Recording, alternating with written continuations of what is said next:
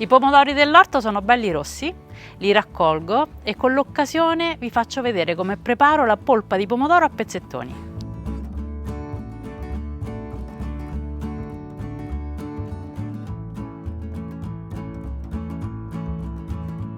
Andiamo.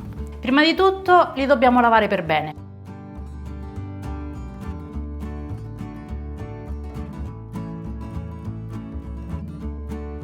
Allora, la prima cosa che dobbiamo fare è spellare i pomodori e togliere i semi. Alcuni, per spellarli meglio, li sbollentano. Noi no, noi a casa abbiamo una tecnica di famiglia. Quindi ci servono un paio di ciotole capienti e uno scolapasta.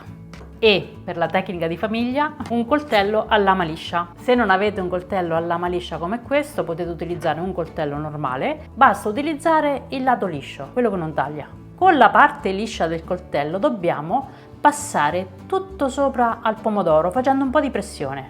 In questo modo la pelle un pochettino si stacca dalla polpa e sarà più facile sbucciarlo. Guardate, vedete come viene via la pelle?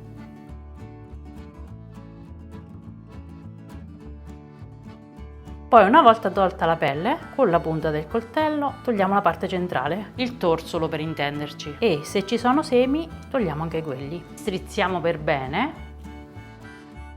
E una volta che ho pulito tutta la polpa, la faccio a pezzettoni all'interno dello scolapasta. E facciamo la stessa cosa con tutti gli altri pomodori.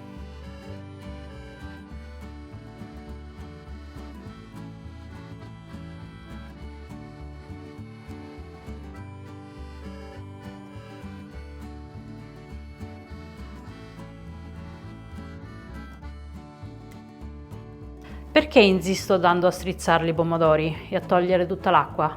Perché una volta fatti i vasetti, mentre stanno lì magari in cantina o in dispensa, passato un po' di tempo succede che se c'è dell'acqua all'interno del vasetto si separa dal pomodoro e quindi sono pure brutti da vedere, quindi già sotto la polpa e sopra l'acqua.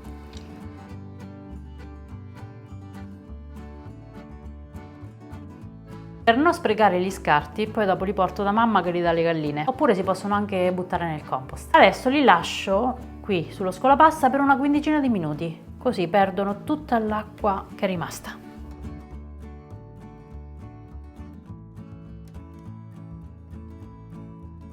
Passato il tempo siamo pronti a riempire i nostri vasetti. Allora, mi raccomando, devono essere vasetti perfettamente puliti, meglio se sterilizzati. Potete riciclare anche vecchi barattoli. L'importante è che le capsule devono essere nuove, quindi mi raccomando, la capsula sempre nuova, perché deve fare per bene il sottovuoto. Io utilizzo vasetti piccolini così, questi sono da 300 ml circa, e per 2 persone è la quantità giusta per fare una bella pasta al pomodoro.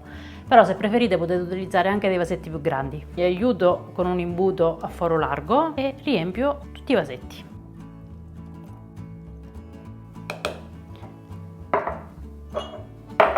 Se resta qualche seme non succede niente, è assolutamente normale. Chiudiamo i vasetti, mi raccomando controlliamo bene che siano chiusi. Ora facciamo bollire a bagnomaria i vasetti, quindi prendiamo una pentola bella alta, mettiamo all'interno un canovaccio che serve a non far sbattere i vasetti tra di loro e a proteggerli anche dal calore del fondo, e inseriamo all'interno i vasetti. Portiamo la pentola sul fuoco, versiamo l'acqua fino a ricoprire completamente i vasetti, accendiamo il fuoco e dal bollore facciamo andare per 40 minuti. Questo passaggio servirà per creare il sottovuoto.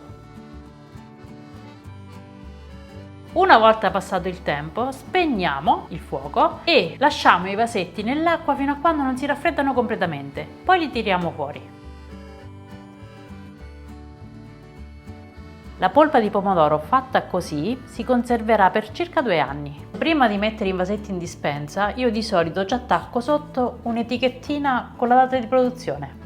Questa è anche carina come idea regalo. Ad esempio, dovete fare i cesti per Natale, ci mettete un paio di vasetti come questi, magari prima ci attaccate un'etichettina carina e secondo me sono molto apprezzati. Con i pomodori che sono rimasti, nei prossimi giorni volevo fare il sugo pronto, con il sugo proprio fatto con il pomodoro e le verdure, pronti per l'occorrenza, quindi si apre, si mette direttamente a scaldare in pentola e poi dopo si condisce la pasta. Se vi interessa fatemelo sapere perché eventualmente lo facciamo insieme.